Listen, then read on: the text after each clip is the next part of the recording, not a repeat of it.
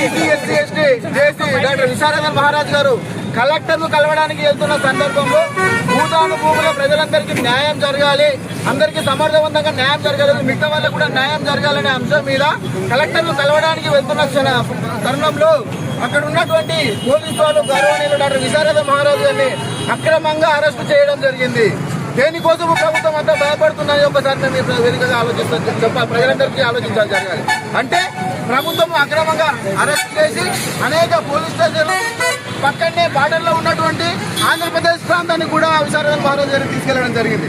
దేనికోసము ఎందుకు ఇంత ప్రభుత్వం భయపడుతుంది? మిస్టర్ రేవంత్ రెడ్డి, నీకు ప్రభుత్వం నడపడం చేత కాకపోతే దిగిపో.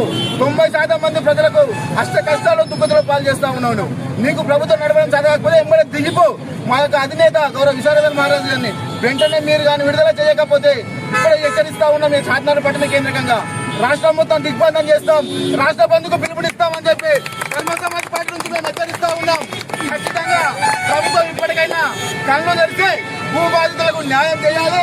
అదేవిధంగా గౌరవ డాక్టర్ విశారద మహారాజ్ మా అధినాయకుడిని విడుదల చేయాలని చెప్పి హెచ్చరిస్తా ఉన్నాము. రంగారెడ్డి జిల్లా చార్మినార్ పట్టణ కేంద్రంగా తెలియజేస్తా ఉన్నాం.